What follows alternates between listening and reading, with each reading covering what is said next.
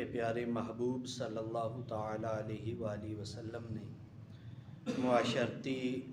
امن و سکون کے حوالہ سے بڑے بہترین پیرائے میں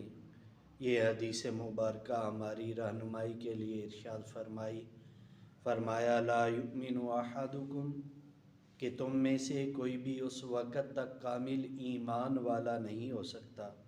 حتیٰ یحب لأخیہ ما یحب لنفسہ، جب تک وہ اپنے مسلمان بھائی کے لیے وہی چیز پسند نہ کرے جو چیز وہ اپنے لیے پسند کرتا ہے۔ مثال کے طور پہ ہر انسان آزادی کو پسند کرتا ہے، وہ یہ چاہتا ہے کہ ہر قسم کی صعوبت، ہر قسم کی تنگی اور پریشانی سے محفوظ رہے۔ تو اگر بندہ اپنے دوسرے مسلمان کے لیے بھی آزادی پسند کرے گا تو تب کامل ایمان والا ہوگا۔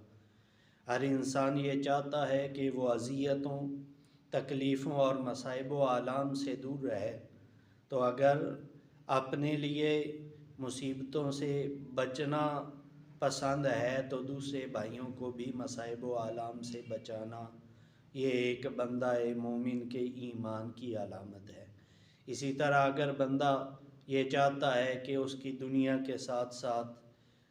آخری زندگی بھی بہتر طریقے سے گزرے تو وہ اپنے دوسرے مسلمان بھائیوں کے دین کی بہتری کے لیے بھی کام کرے۔ اگر دنیا و آخرت دونوں جہانوں میں کامیابی ہمارا مطلوب ہے، اگر ہم یہ چاہتے ہیں کہ دوسرے لوگ ہماری عزت کریں، تو پھر دوسروں کی عزت کرنا، اپنے دوسرے مسلمان بھائیوں کی عزت کرنا بھی ہمارے لیے ضروری ہے۔ اگر ہم یہ چاہتے ہیں کہ دوسرے ہمیں اچھے نام سے بلائیں، ہمارا معاشرے میں ادب و احترام ہو، سارے لوگ میری بات کو مانیں، تو پھر دوسروں کی بات کو ماننا بھی ہمارے لیے ضروری ہوگا۔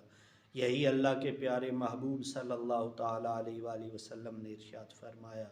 کہ تم میں سے اس وقت تک کامل ایمان والا کوئی نہیں ہو سکتا جب تک وہ اپنے مسلمان بھائی کے لیے بھی وہی چیز پسند نہ کرے جو اپنے لیے پسند کرتا ہے۔ تو اللہ رب العالمین ہمیں اپنے دوسرے مسلمان بہن بھائیوں، اپنے ساتھیوں، رشتہ داروں کے لیے بھی اچھی اور بہترین چیزیں جو ہم اپنی ذات کے لیے پسند کرتے ہیں، پسند کرنے کی توفیق